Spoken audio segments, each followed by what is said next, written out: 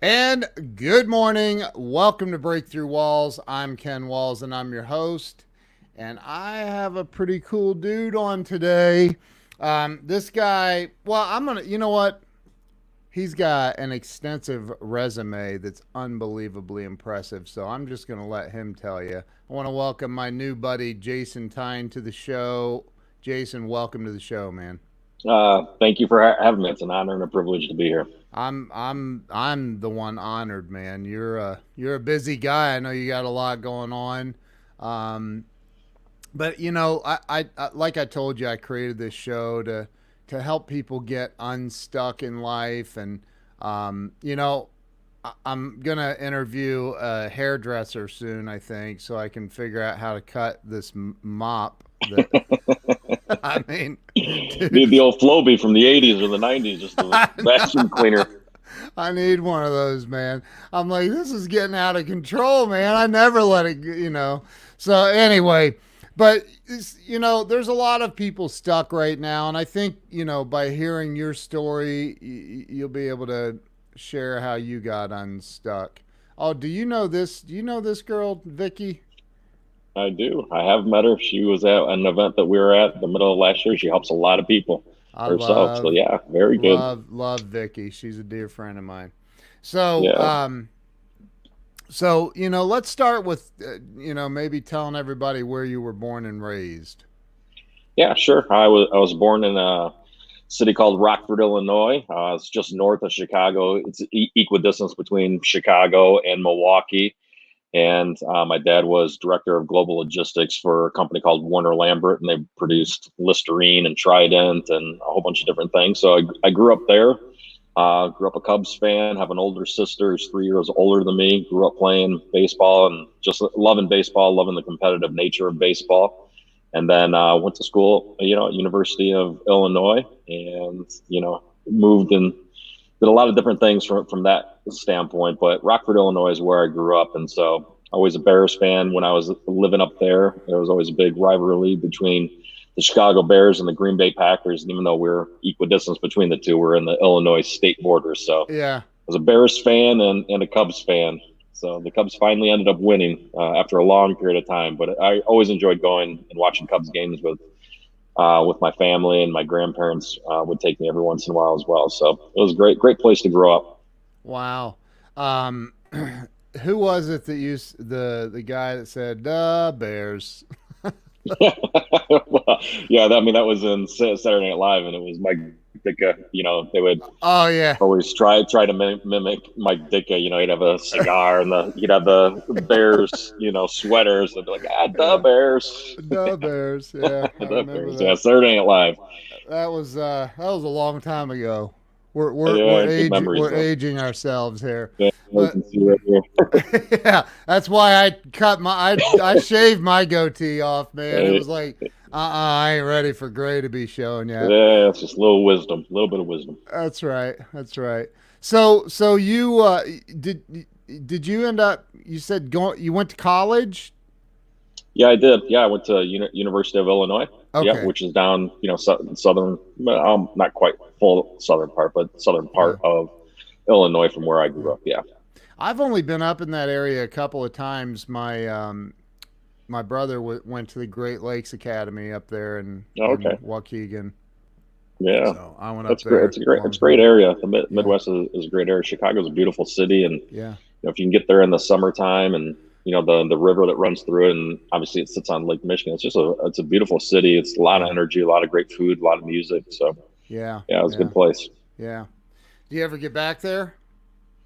Every once in a while, my sister still lives there, and my mom and dad still live there. But they typically come visit us down in the south. I mean, just Yeah. just yesterday or a couple of days ago, it had just snowed. It snowed up in Illinois and down here in Georgia. It's been in the Yeah. 70s and sunny, so it's a bit different of the Wow. of the weather. It snowed But every here in once in a while, we get Ohio back up there. too. Just Oh, did just it? for the record. Yeah, I looked yeah. out and Sorry I'm about like, that. no, this can't be happening. Like Should be happening in April. it's crazy. So what was your first real job, I guess? Well, I did a couple things. My first real job was being a caddy at at a country club in Rockford, Illinois. I think when I was in eighth grade is when I started caddying. So I caddied for some prominent people that were in the city there. So I actually learned quite a bit just being around those people and Yeah. just doing what I was doing, but listening in on conversations. And then my freshman year in high school, I started landscaping with some friends of mine, and so I did landscaping every summer all throughout high school and the first 2 or 3 summers of college as well. So it was great to come home, work hard every single day, sometimes 6 days a week, from early in the morning to late at night.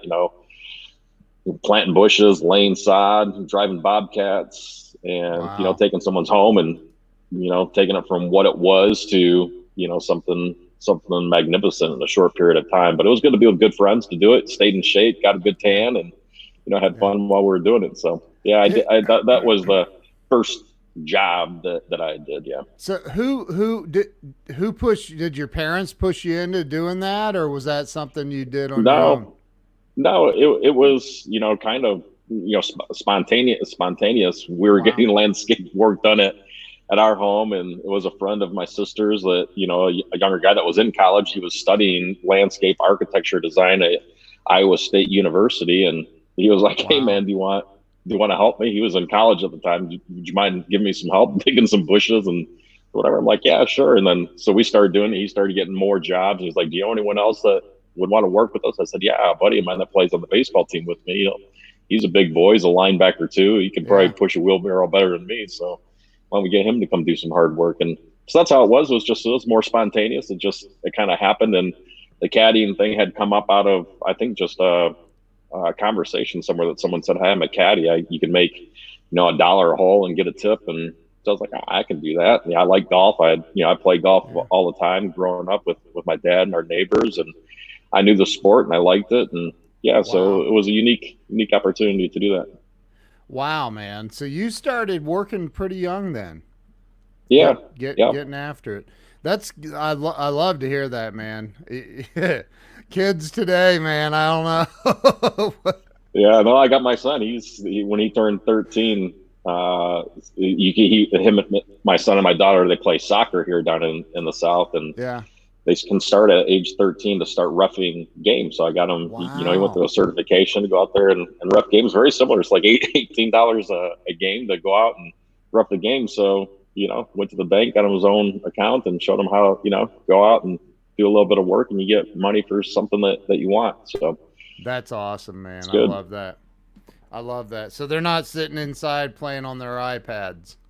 Yeah, oh no, sometimes they are. All It's not all day long. right. No, they both enjoy being online. My son loves online video Yeah. games, and I'll get out Yeah. there and play with them too. I think it's a fascinating world It of is. online gaming, and it's a big business in and of itself. So I enjoy getting in there to see what's going on, and he enjoys Yeah. it. A lot of his friends enjoy it. A lot of his soccer buddies enjoy it. So Yeah. I think it's important to also understand it from a business perspective, and also share with him the business idea behind a fun game.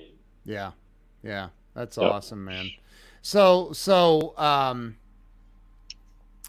after college, what career did you and what was your degree in college? Uh, well, it kind of shifted and moved around a little bit. Oh, Originally had this idea that I was going to go to college and become a sports agent because I love sports and I wanted to be on the end of representing the athletes. And yeah. so I started off as a kinesiology major, which is the study of the body and the movement of the body. And Right.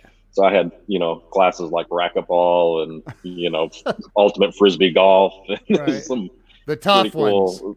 Yeah, the real hard ones. And then, it got harder because you got to start taking labs and get into like chemistry and Wow. those kinds of things. And so I switched my major from kinesiology to economics. And so I started studying economics and business. And I actually started a career path that's actually gotten me to where I am today while I was in school. So I'd always done landscaping work, during the summertime, and I Yeah. was getting to the point of my junior year. And, my dad was like, maybe you ought to think about looking at a different type of internship or different type of something that has something to do with your degree. And so I went and got the school newspaper, which I never did, and pulled it out and found a tiny little ad inside of there and said, make your own hours, earn as much money as you want, and is in the financial services industry. And So I convinced my roommate at the time to go with me to go watch a presentation. It ended up being a network marketing company, a recruiting presentation. My roommate was like, "I'm out of here." He left, but I was intrigued by the guy that was giving the presentation. He was a comeback player of the year for Brown University in football. He was a head coach of the Barcelona Dragons football team over in Europe. So I just enjoyed him as a coach, as an athlete. I enjoyed his story. Yeah. And that ad in the newspaper is what actually launched me into at the time in college, network marketing. So I started a network marketing business my junior year in college, and that's what I did. So when I got done at University of Illinois, I left there, moved to a western suburb of Chicago, and that's what I did. You, Was build and recruit a team. And what's interesting is the person that put the ad in the newspaper is now my brother-in-law. So I went from not reading the school newspaper, what? not knowing who this individual was, to answering an ad in a school newspaper. And lo and behold, he's now my brother-in-law, who I went fishing with just yesterday here in Georgia. So So you yeah, it's married interesting. you married his sister, or he married your sister? I married his girlfriend at the time, is an identical twin. Her identical twin is my wife. So Good yeah, very Lord. wild.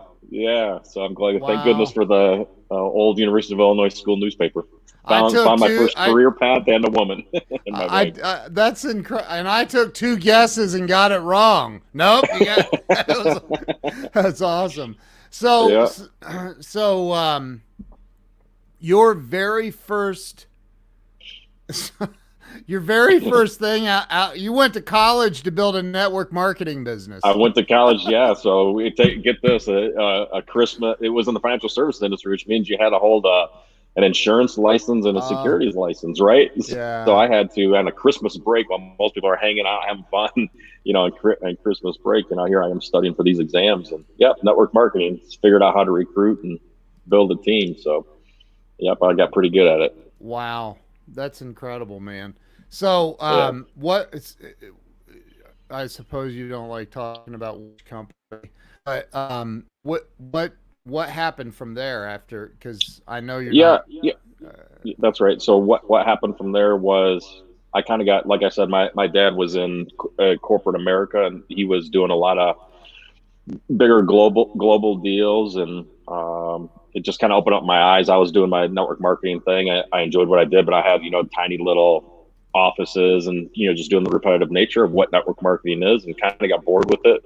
It was yeah. really easy for me, but I got bored with it, and I wanted to pursue something different. So I actually went and got an MBA from the New York Institute of Technology in global leadership and finance, and did that. And so when I got done with that, I left the network marketing industry. My wife and I got married right around that same time, and I became a financial analyst for Blue Cross and Blue Shield.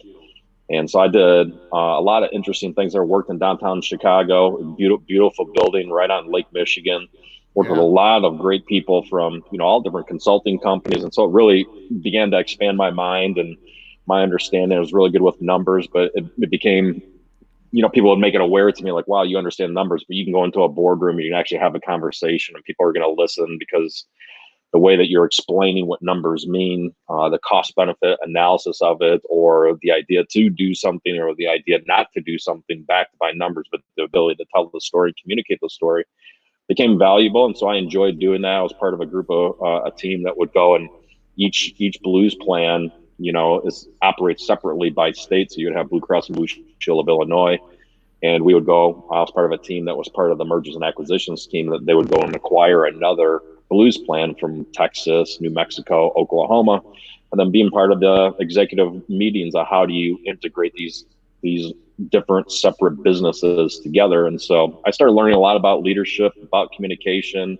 and understanding of numbers, and understanding of forecasting, understanding of just different things, and what I liked and what I didn't like about that. And I didn't like that I was sitting behind a computer a lot, even though I Yeah. could crunch numbers and understand it. That wasn't what I enjoyed. More was the conversation around what the numbers meant, not the actual ability to create the plans and the numbers. So it was a great time of learning. I enjoyed working down there. It was beautiful, and met a lot of great people while I was working there as well. So, I'd like to back up a little bit and talk about you went to college for network marketing. I'm sorry. I just, I just I don't know Yeah. why that makes me. That's funny, but like so because you and I look, I'm friends with Ray Higdon and Jess, and I know they're I'm around a lot of network marketers. College education is not necessarily required to No, really not at make it, all. and Not at and all. and so were you successful at that? Yeah, I was. Were Yep, you? absolutely. And what? Yeah, I was. And Yep, was and knew how to recruit, knew how to sell, knew how to began to learn how to build teams. right. And it was during that time that I got introduced to personal development, which is what my passion is and dedication to my commitment to education. That's Yeah. where it started. I didn't like to read. I wasn't a big reader. I wasn't a big, anything. I was just an athlete that liked to compete and I liked to win.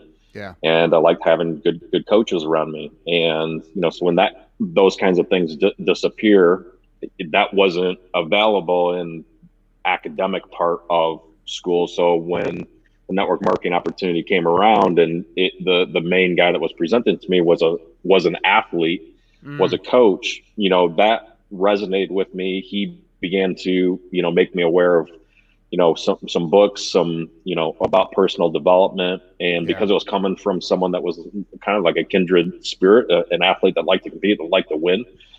I took it to heart. So that's when I first got introduced to John Maxwell. Then I joined his. It was a tape. It was a tape thing. A packet would get mailed to me once a month, and it would be a little fill in the blank workbook with the tapes. And as I'm on the train from the western suburb of Chicago to downtown Chicago to work for Blue Cross and Blue Shield, I mean, I was still listening to it years later, even after I had left network marketing for that part of Wow. it.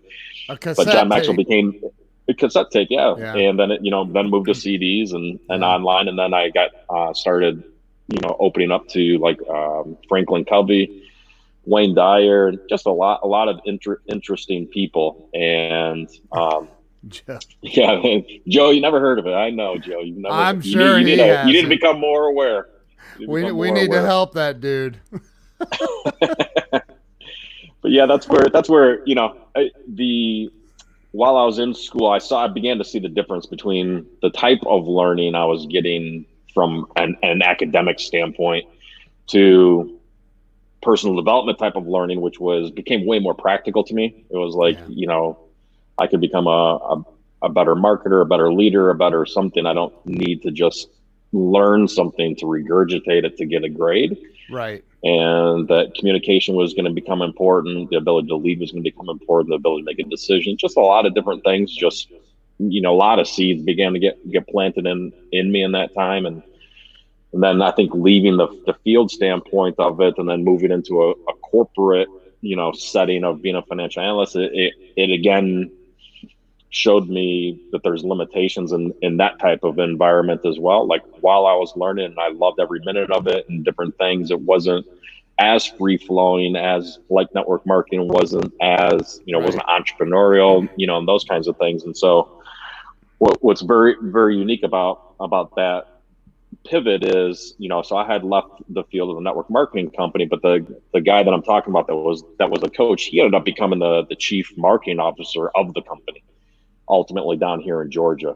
And Wow. so he had ended up calling me 2 years into my work at Blue Cross and Blue Shield and asked me, did I like it? Was I enjoying it? And I said, no, I'm actually kind of bored. And he said, well, we need someone to come work on the executive team down in Georgia. You are in the field. You understand it. Would you and your wife be willing to move down to Georgia to become vice president of the company and oversee all of the United States and Canada? And I was, 26, 27 years old at the time. And Jeez.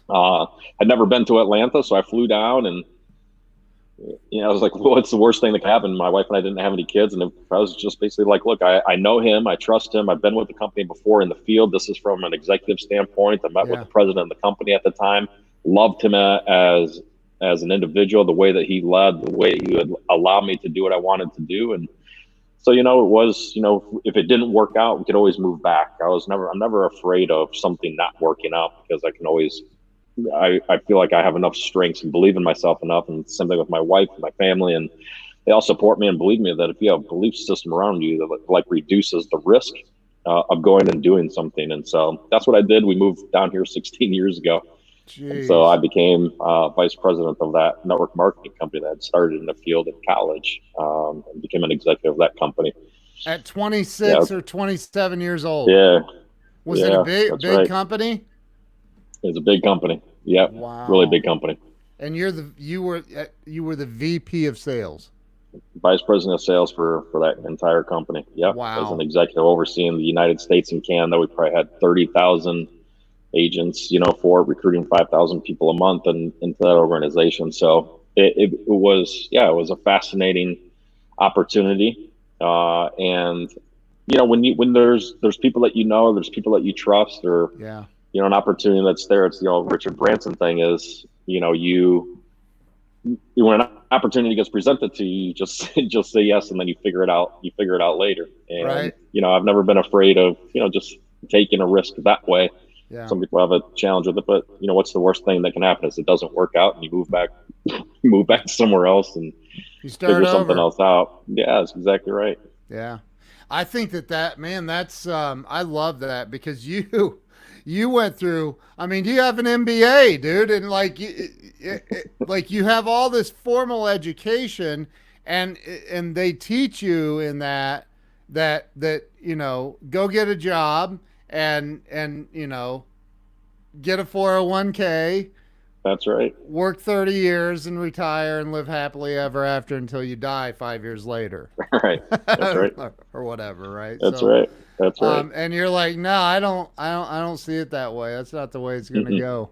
Wow. No, I enjoy the formal learning for the sake of being able to understand something from a different perspective, Right. and just the commitment to it. And I wasn't doing it to try to get a higher salary or do Right. anything. To me, it was just something that I had missed it earlier in my life, and was just something that was there that was just like, I need to go finish it, and kind of check it off. Otherwise, it's like an open loop that just keeps running. And I Yeah. would always known that it was there, and just wanted to finish it off.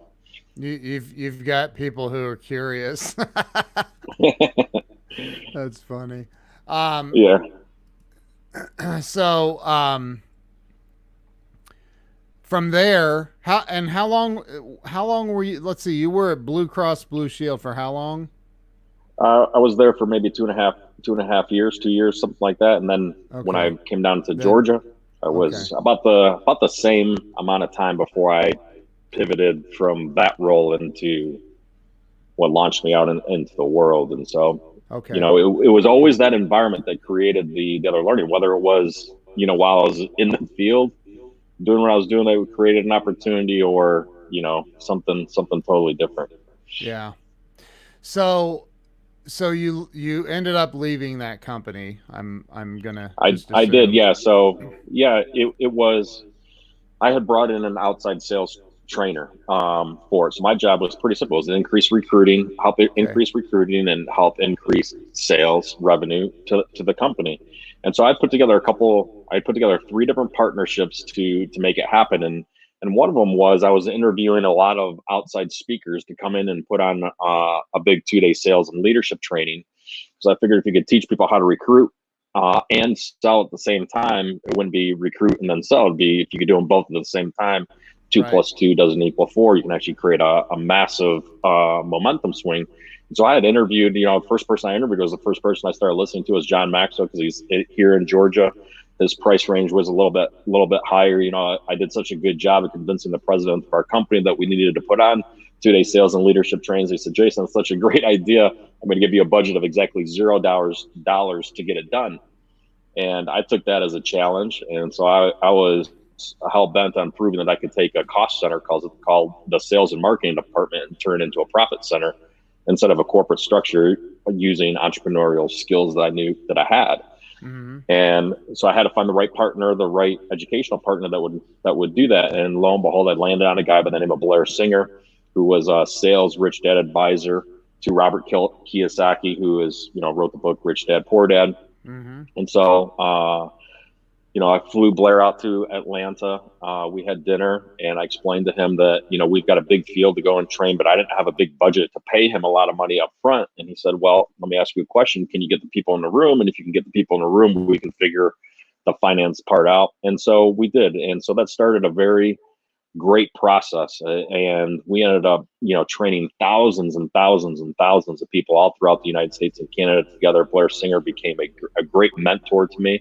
Wow. He taught me how to educate from a stage. He taught me, a lot about myself, my power, and what I could do in those moments, and working with people that have been more successful at me at different things, but still being able to influence and empower them by way of education. So he became a great mentor to me. Our recruiting went, company wide from 5,000 people a month over 10,000 people a month because of all the great field leaders being able to actually take the information, actually execute on it, and do something great with it. Our sales over that time period increased 65% as well. And, Blair had just said, I don't know what you're doing in a corporate setting with your skills and talents. You should be out in the speaking world. You should be out sharing your story. You're young. You've actually done something. You were in network marketing in the field. You've done all this other stuff. You've got an MBA. You're a financial analyst. Then you're a vice president. And you're only 29 years old. Dude, that's you've got a insane. story. You've got a story to share. And over a course of a year, he convinced me to quit my job. And so he opened up, the speaking world to me, but it was very clear that it's an entrepreneurial path, and, no one's paying your salary, no one's paying your anything. And that it's also an environment where you have to earn the right to make it on a big stage and to do those kinds of things. And, it took time to learn how to serve, in that capacity, to want to serve for the right reasons, as opposed to being selfish or I need to figure out how I'm going to make money. It's what was my greatest intention for wanting to be in that world. And my greatest intention was because I wanted to empower people and I wanted to teach them, as opposed to I'm trying to do this because it's going to make me money. And so over time, that relationship with Blair allowed me to form a great relationship with a husband and wife named Richard and Veronica Tan from Singapore, who over 30 years ago started a company called Success Resources, which is the world's largest personal development event organizers on the planet. They, own the exclusive rights to promote Tony Robbins and Robert Kiyosaki and all these amazing people all over the world. And so that relationship with Blair opened up a relationship with Success Resources and Richard and Veronica Tan over in Singapore. So I'd flown over there. I'd never been to Singapore, never went anywhere, but flew over there and served blood. So, yeah. I want to back you up a little bit. Sorry. No worries. I'm an entrepreneur. I've been an entrepreneur. I was working for a company in Atlanta and went out and started my own business because at 21, 22 years old. Oh, look who's on here. The great Esther. Yeah, I love Esther. She's unbelievable. Amazing. She is. Yep. But you as vice president of sales for that company, and recruiting the massive numbers of people you were recruiting, you had to be making at least 50 grand a year. I was making good money. I was making pretty good money.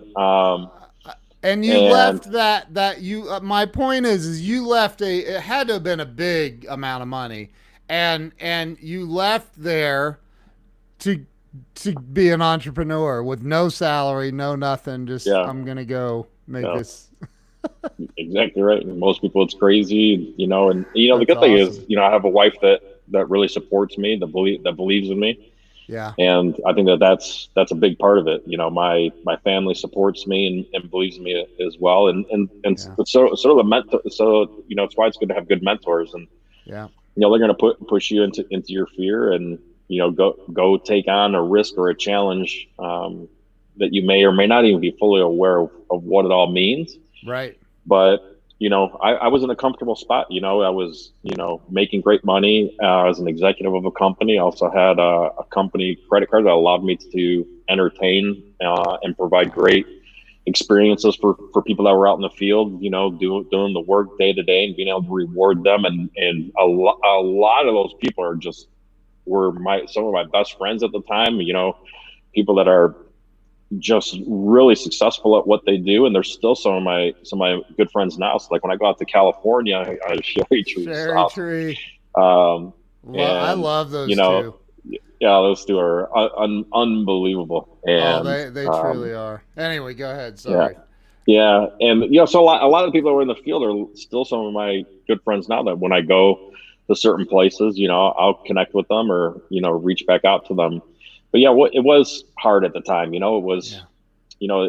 it's challenging to do. That's why I said it took me a year to actually make the decision to go and do it. And it's a lot of trust, a lot of belief in yourself. But yeah, I mean, there's Yeah. fear, there's risk, Yeah. there's Yeah. fear and risk in staying where you are too. And Yep. I don't want to be someone that lives with regret, that looks back and says, "Man, I wonder, I wish I would have, or I wonder what would have happened if I ever did that." And so, I've always, kind of moved to where my intuition is leading me to where you can test yourself and use your God-given talents for the best of your ability to help other people in whatever capacity or way that is. And when the Do, do opportunity presents itself, I think that you feel right about it. do you think that that's a because I'm like that too, man. I'm like, let's just jump off the cliff and build a parachute on the way down or something, um I think that a lot of people are very, very adverse to, they're risk adverse, right? They're afraid to take that chance like that. Like, is that something you think is learned, or you're just kind of born with it? I think it'd be both. I honestly believe that the context or the environment that you grow up in helps create a belief system. It's not right or wrong. Some people like make everything wrong, or like Yeah. it's a terrible thing to be one way or the other. It's what's right for you. So for me, it's like the operating center of beliefs is you have a belief system, and those beliefs keep on turning inside of you. You have beliefs Yeah. about money, you have beliefs about relationships, you have beliefs about knowledge or what you can learn, and you also have spiritual beliefs. So there's Yeah. these beliefs that you have, and the longer that you have those beliefs, the stronger you hold on to them. Whether it's right or wrong, it doesn't matter. It's just that's the nature of a human. So if you have a belief system that says I don't like risk. I like safety, and so the more that you have this belief, the stronger you hold on to it. And even if someone presents you with an opportunity that has more truth in it than what you've been saying or what you've been believing, even if it has more truth to it, you'll probably still choose your old behavior Yep. for no other reason than you're in a battle between your ego and your spirit. You just don't want your ego to be wrong, and you don't want to have been wrong for your whole life for the past 5, 10, or Yeah. 15 years. So you go, I'm just going to choose to continue to do what I'm doing. I'm just going to take that stance, and pretty soon you're run by that belief system. And that's why when you can get around certain types of people that you can really trust, or that really mentor you, or that can really have a tough conversation with you, or challenge you on, your skill set, or they believe in you maybe a little bit more than you do. That's why I always loved coaches in baseball. Is you always have a coach that just, would Yeah. believe in you, and you go back to practice and you work hard at it again. So hopefully what happens over time is you can peel back and open up your self-awareness. But some people just, you know, I think it's, some people don't like to fail, and they don't Yeah. like to have someone say, "Oh, you were wrong for doing that," and whatever. For me, it's more about my personal capacity of what did God put inside of me that was great, that if I were to look at it and recognize it and use it every single day, could benefit the greatest number of people possible. There's an old, a mentor of mine, he's passed away, but I read a lot of his books. This guy by the name of Buckminster Fuller, who said, what could you do for 100% of humanity that could create, spontaneous cooperation for all without any offense to anyone?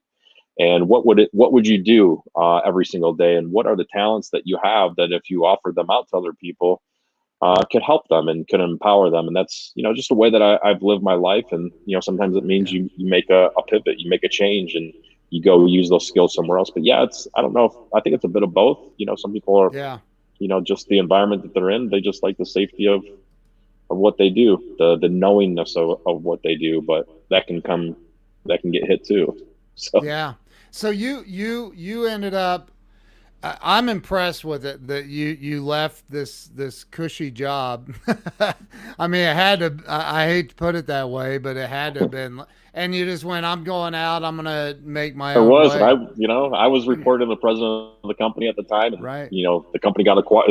Had been acquired by a couple other companies, and it would have Jeez. been a very a long term path. Yeah.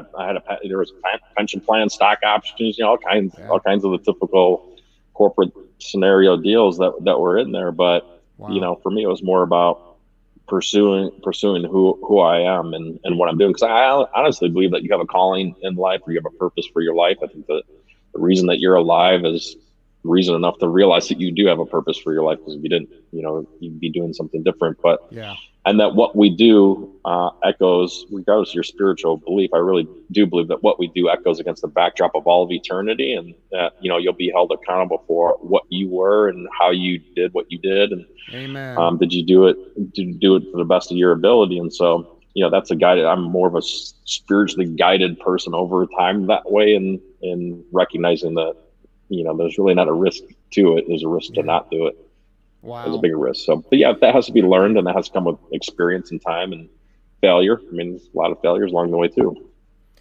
Wow. So what happened when you went out on your own? Did you immediately start like you made millions of dollars first year No, out? not at all. No, not at all. No, no, you scratch and claw and fight your way through it. No, it's tough times. It's really Yeah. hard times, to get out there Yeah. financially doing something that you're not used to doing, Right. in an environment that you're not used to doing it. And in this case for me, the world began to open up. I wasn't traveling the world doing those kinds of things, and the roles that I was in before was always U.S. and Canada was the furthest I had gone. Yeah. Now it's Singapore, it's Singapore. Asia, it's South Africa, these other places. And so when it first got started, it was good that I had a relationship with someone like Blair, and that could help me become friends with and earn the right with the people that were putting the events on. And over the course of time, maybe like a year or 2 years, I began to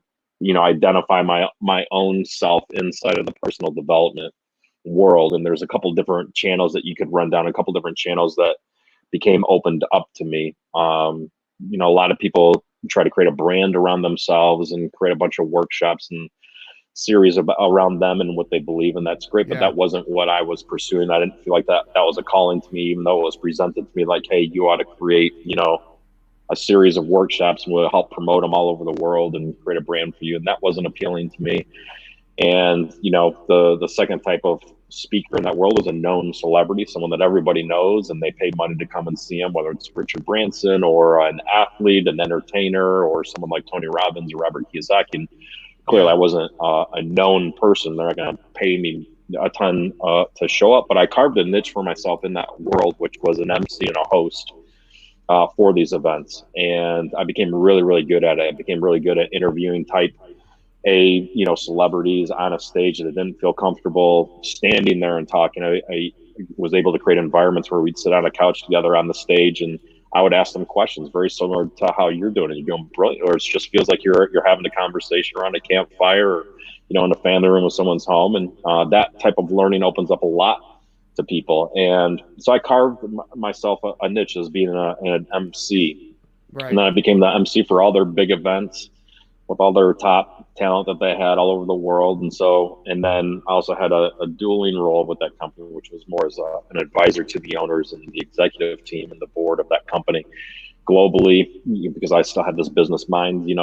of, how could you leverage technology and do different deals, and, just the different opportunities that get created out of those environments. And Right. so that became a great, niche that I had over a decade that allowed me to, travel around to over 35 different countries and meet some of the world's greatest in personal development and wealth creation and entrepreneurship. And that's how I met Sherry and Esther was on an event in 2015. We're doing a global tour with Robert Kiyosaki at the time, and I was the MC and host for that event. And there they are. They Jeez. come backstage, and I meet them. And life has its way. That I believe that if you continue to follow your calling and what you do, that these little windows and doors of opportunity present themselves that I didn't do anything with Sherry and Esther in 2015. It wasn't until last year, 2019. So 4 years later. And then we Wow. decided to get into business together and, help build a company out, a technology company out. So it's just, I think that, the more that you believe in yourself, and if you do what you're supposed to be doing, I think that life will continue to unfold and open up other opportunities for you. It's not that you have to pursue every opportunity. It's a challenging thing that most people like to try to fish with a shiny lure, and they just go after everything, or a squirrel trying to grab 100 different nuts. It's really, the more self-aware you are, the better, the more comfortable you feel in a certain spot, and you just want to become the world's best at what you do. And that's what I did in that personal development. I just wanted to be the world's best MC and host at the time, and I enjoyed introducing people to a lot of other people, which I'm sure you get the joy out of too. You get to, every week, bring somebody else on and introduce them to people that are looking for something. And I was never ignorant or arrogant enough to think that, oh, geez, I have all the answers and I'm the only person you need to listen to. It's, no, let me introduce you to, Susie, let me introduce you to John. It was like, the old Ed McMahon thing of, here's Johnny, right? Like, Yep. There's Johnny. Go listen to Johnny, and I'll be your friend, and I can introduce you, and I can challenge you, and do all those kinds of things. But it's more, who do you need to hear from at this moment in time? It's what's more important than listening to me or listening to just somebody. Dude, I absolutely love that, because there are people that think that hey, I'm the only one you need to be listening to. Right. And I mean, I'm very open about this. I'm a recovered alcoholic with 17 and a half years sober, and I've been in a lot of those nice. recovery meetings where it's like, I had to get from a place of comparing myself to everyone in those rooms to looking for the similarities, so I could take what I needed from that and leave what I didn't need behind. And I think that the world needs to stop being so dang judgmental. That's right. You're absolutely right. Right? Because you're really just hurting yourself by being like that. Like Joe Ingram, I've been trying to get through to him for quite a while. Well, that's like, go to him. He's got all the answers. But so what about the people though? Because you said something a second ago, all you have to do is believe in yourself. And I paraphrase that, but it was something like that. There are, I mean, I've not even come close to recruiting the number of people you have, but I've recruited salespeople to work for me and trained them and all that, and interviewed probably thousands. And you can tell within about 30 seconds, like, okay, does this guy really, the sincerity, you can tell if he believes in himself or not, or herself. And like, what about the people that don't believe in themselves? Do we just cast them to the side? How do you, or do you try to figure out, okay, here's what you need to do? And we're going to talk about bank code here in a minute too, because it's unbelievable. I actually have my bank code pulled up on the screen behind us here. I'll bet you could guess what I am. But anyway, it's very interesting. So the people that have a tough time believing in themselves, how do you guide those people? Well, I think the first thing is you can't change anyone, right? And True. the best you can do is to create an environment for them to grow. And I oftentimes will draw this picture, if you indulge me. I always have a whiteboard, but it's like this. It's one of my favorite things to draw, is this flower. Yeah. Right. And so everyone is like a flower, and everyone realizes that there's sun, right? Yep. There's rain. Yeah. Yeah. You see that? There's rain. There's fertilizer. Yeah. And then there's the dirt. And so what's really, really important about this is recognizing that the rain does not cause the flower to grow, right? The sun does not cause the flower to grow. Right. The fertilizer does not cause the flower to grow, and the dirt does not cause the flower to grow, right? But when all the conditions are there for the flower, right? Can you see that all right?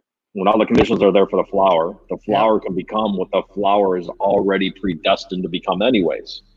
Right. So a lot of people say, well, all you need is sunshine. All you need is inspiration and motivation. But if all you gave a flower was sunshine, the flower would die. Yep. Right. And then some people say, well, all you need is rain. All you need to do is make it rain. All you need is some more money to solve all your problems. But if all you gave a flower was rain, the flower would die. Yep. Some people say, well, you just need fertilizer. Well, if all you give a flower was fertilizer, it would die. Same thing with dirt. If all you give a flower was dirt, then the flower would die. But human beings are the same way. When all the conditions are there at the right time, at the right moment, in the right amount, the flower can become what the flower is already predestined to become, anyways.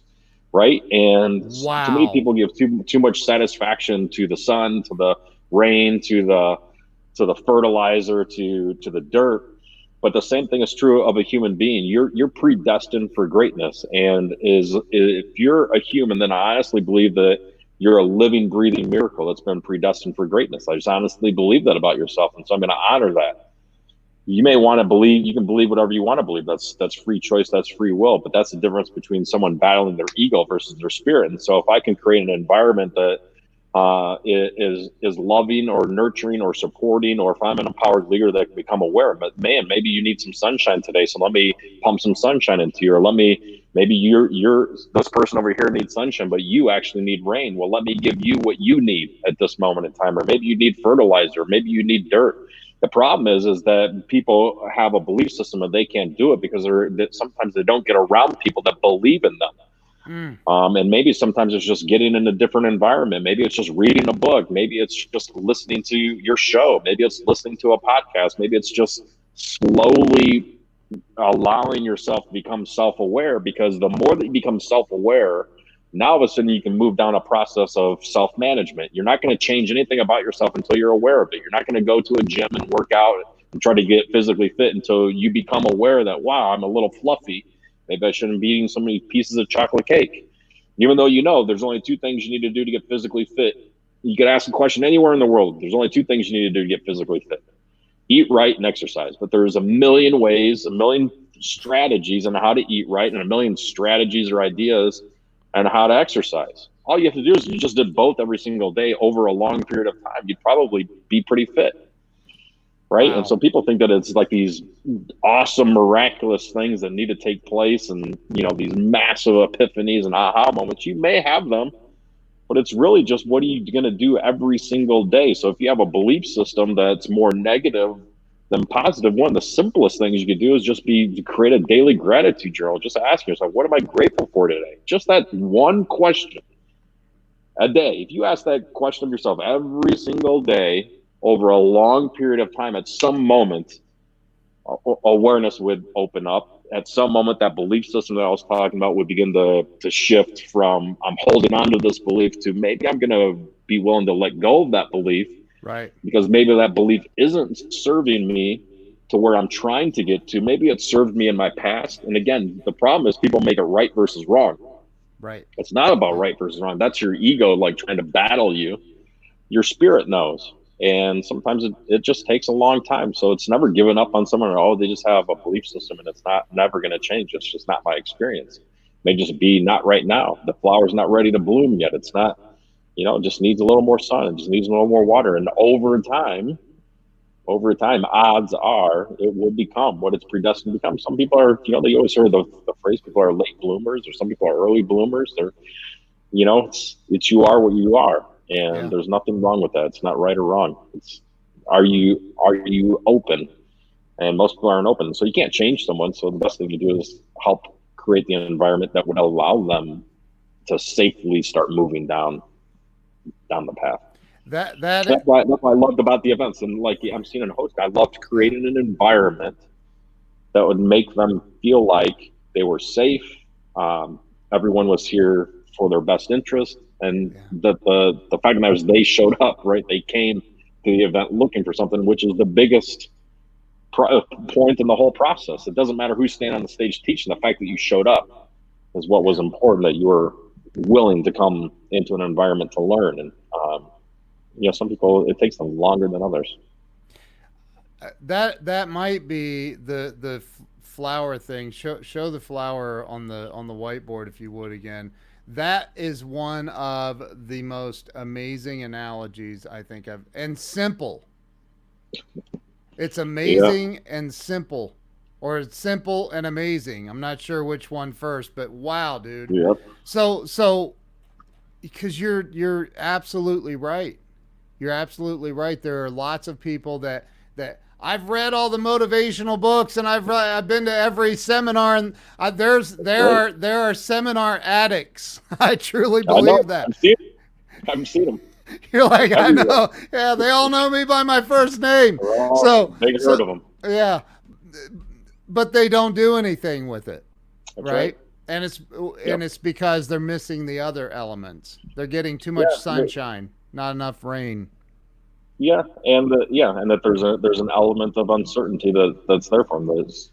There's more fear than there is love of becoming who they're supposed to become. Yeah. Wow. Right. And so that's why I said it's a dance between your ego and your spirit, and it's you stop yourself. You can convince yourself to not do anything, or you can convince yourself to do something. Like I said, it's not right or wrong. But are you aware? Yeah. Are you aware of it? So talk about a little bit. You said you met Esther and Sherry back in 2015. 2015. Yeah. And then you and didn't do anything until last year, 2019. Last year. That's right. And what are a couple, I mean, besides they're two of the most amazing humans on planet Earth, True. what are, did you ever sleep in a warehouse or a storage unit? No, never slept in a storage unit like Sherry, but I have great respect and admiration for it. Yeah. And, I doing what I was doing, I had met every sales trainer, speaker, marketing person, stock trader. A lot of these programs are workshops that are sold at a lot of these events globally. And so I didn't know. We're in Vietnam. Robert Kiyosaki was the headliner. And so we have a lot of other speakers that would come. And so Sherry was one of the speakers. She was presenting on sales. A lot of times I would tune out the sales speakers, especially if they're selling a workshop. But she came backstage with Esther, and she had the cards. I'm sure she showed them to you. And, so backstage, she's asking me to sort these cards in order of what was most valuable to me from most important to least important. And I distinctly remember having the cards. Esther actually took a picture of it. She still has a picture of that moment backstage in Vietnam. But I remember the simplicity of it. And I enjoyed the simplicity of it. And because I was learning something about myself in the process, and I enjoyed the two of them and just the conversation of the two of them, which, yeah, you got them right there. And that's awesome. And so I think you realize, so then I was wanting to listen to what Sherry had to say. And, she got up there, and I wanted to listen for the whole 90 minutes, and she's just a master communicator. And so I've been around, like I said, the best of the best all over the world. And as soon as she got on the stage and as soon as she started communicating, I was like, man, she is unique. She's a master communicator. And it's not like a hypothesis, a theory. She actually gave them the practicality of here's what you can go do, right? You can simply take these cards and actually go do something with it today. You can actually use this stuff right now. And I loved the practicality of being able to implement something that you just learned, because that's the biggest gap. People learn a lot, but they don't do a lot. Right. And so she bridged the gap, and she bridged the gap in something that is extremely important, which is around someone's personality type, and whether they're a blueprint, action, nurturing, or a knowledge type of person. And I liked that she was presenting a way to communicate to people, much like the flower, right? Much like this flower. This is my paradigm, right?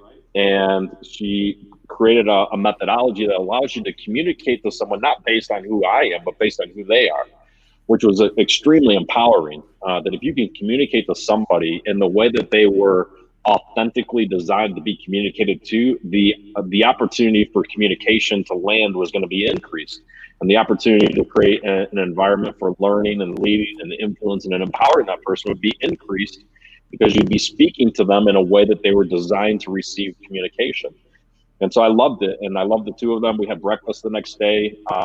We didn't do anything, but I followed them. We were friends on Facebook, and my wife was friends with them on Facebook, even though she had never met them. And I loved the way that they lived their life. I loved who they were. I loved that they were dedicated and principled to building their business and taking it out to the world, which they've done. And then, every year we'd always get on a phone call, much like I would with a lot of other people that were on the tour. It's just loving them and seeing what they were doing. And, if there was ever an opportunity, they always wanted to do something together. And, I was just enjoying what I was doing. But the end of last year, they're taking all that methodology and creating this company, Codebreaker Technologies, which was taking that methodology and turning it into artificial intelligence and making a pivot from just pure education, just stand on a stage and educate in workshops and have people out there doing the same thing, to taking the methodology into technology that could be implemented inside of a lot of companies, licensed globally, all over the world, so that people could have that same methodology, but in a more simple manner and in an artificial intelligence. And that really got me inspired to be able to come work with them, to show them how to help license it and put it into larger companies, so that you can empower way more people than you could just stand on a stage. Yeah. And it's a methodology that's been proven, and I like the dedication to it. And so I liked that challenge of being able to. It's a hard challenge. It's a hard pivot to go from just education to technology. But as long as the technology is educational, then it makes a world of difference. That's something that's worthwhile. So it was just another, pivot along the way, another unfolding process. Yeah, but I look at this, and from my perspective, I after hearing your story, and how it all unfolded, it all comes together, man. And what you're doing now with the math and the numbers and the technology and sales and recruiting and network marketing, it's all like come together in this giant formation of who you were supposed to be. You're the flower. Right. I am the flower.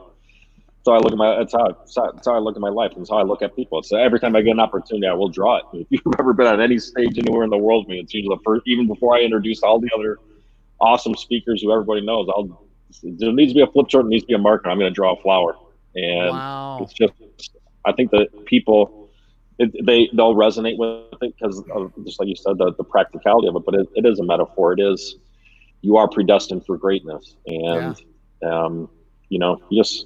you got to realize what do you need at this moment in time, or what does somebody else need at this moment in time. So and I also have the book. So yeah, as soon I interviewed Sherry first, and I was like, I was just, I was blown away. Yeah. One of the best interviews ever that I've had. And so I think you're the vice president of sales with the company. Right? Is that right? Of licensing and strategy for them. Yeah. Okay. How to take what they do and license it, in the global strategy for, taking what she's developed for so long and trying to find ways that we can leverage it and empower as many people as possible utilizing the methodology through technology. Mm-hmm. Okay. And I'm assuming it's just exploding for you as well. It started to. You got to remember, the pivoting from education to technology is always a pivot. So there's always a slowness that happens when you pivot to do something. Yeah. But it's the process of building momentum, which I think a lot of people underestimate the process of building momentum, and that they want success to happen so fast, and they quit themselves before the laws of momentum come into play for them. And I think that when you have people like Sherry and Esther and just the different people that are around us that have the tenacity, that have the persistence, that have the patience, and also have the long-term intention of wanting to empower as many people as possible through it, then you can move through the momentum. And what we're seeing right now is that there is an awakening with a lot of corporations globally that have large dispersed sales teams that recognize the power of the methodology, but recognize the power of the technology with the methodology, and that they could have an executive team like ours with our experience around personal development, around human development, around empowered leadership, that it's not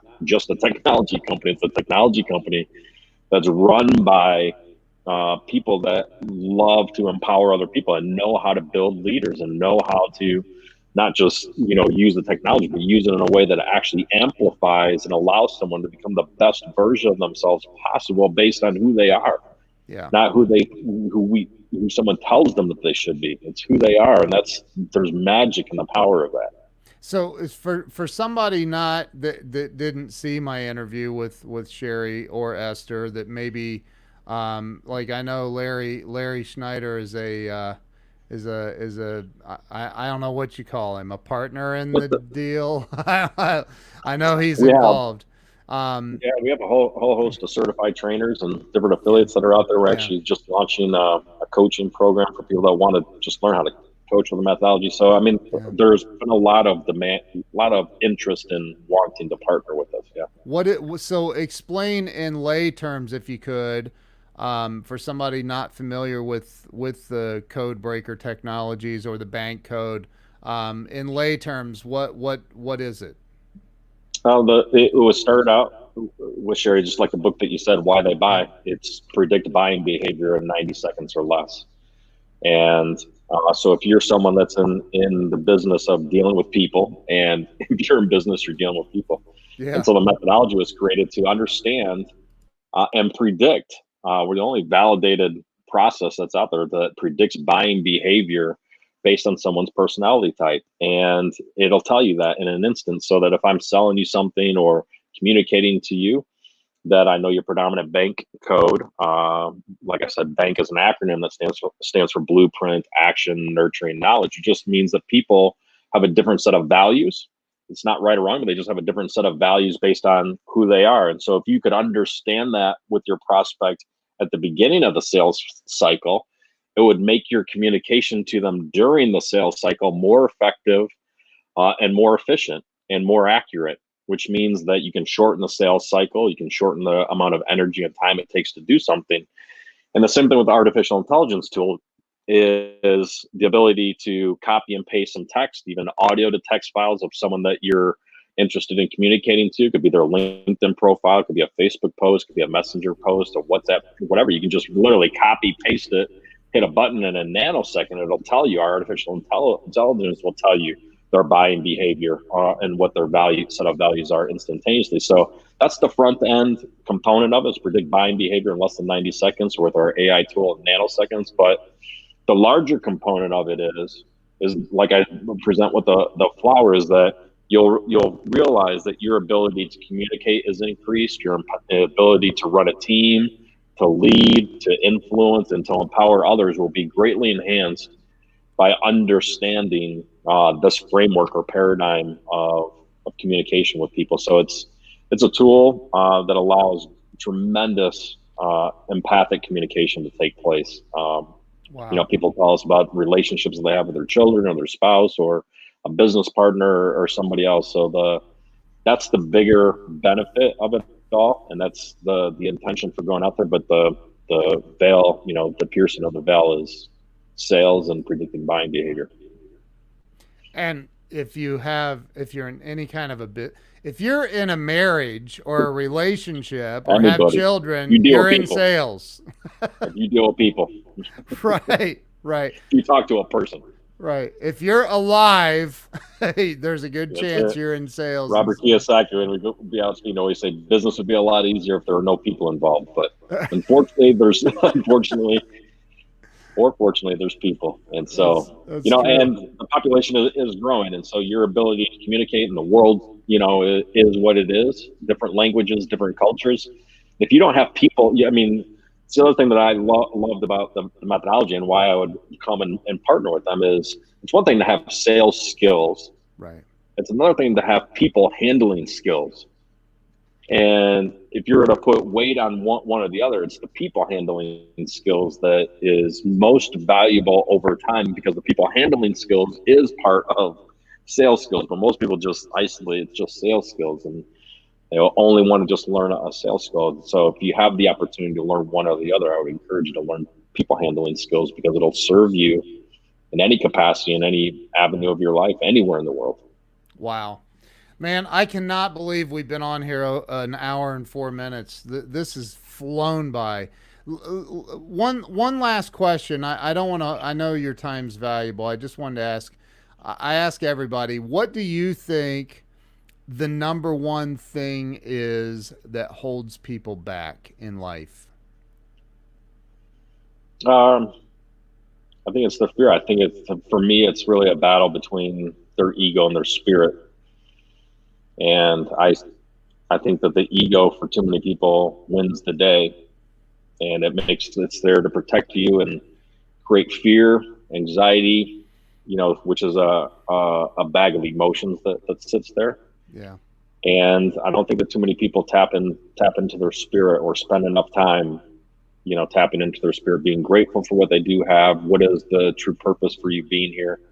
And I think that if you spent a little bit of time doing that every day, whether it's praying or meditating or getting connected to your spiritual side, I think that's what creates a foundation for you to make fear go down and love of who you are and what you're called to do go up. And at some moment in time, the scales will shift Yeah. and will allow you to go become what you're supposed to become. But it's the inability. People don't know how to make a decision to start doing that. But shows like yours and people like you help open that up. I'm trying, man. I'm You're doing doing doing. good. So what website would people go to if they wanted to, number one, check out their bank code or connect with you, or how would they? Yeah, they can go to crackmycode.com. www.crackmycode.com, and you can go crack your code. If you wanted Sherry's book, you go to whytheybuy.com. Yeah. And it's a great process to begin. Yeah. And just go. It's a 90-second process to go and sort cards, and you have an awesome report about yourself. Hey, Caesar, it's a good friend of mine down in Colombia. It's an awesome Oh, guy. He himself empowers a lot of hey people. He's got a Caesar. great son over Australia named Caesar as well. I hopefully made it back home. But Dude, you are you're wow. We need to be closer friends. I'd love that. Yeah, you're a wealth of knowledge and wisdom. I'm very grateful. I appreciate you spending the time, taking the time to come on here and be with us today and share your thoughts and your wisdom. And Yeah, thanks for having me. yeah, where's the best place for everybody to connect with you? On Facebook or Twitter. Facebook is just my name. On Twitter, it's Play Big, and or Instagram.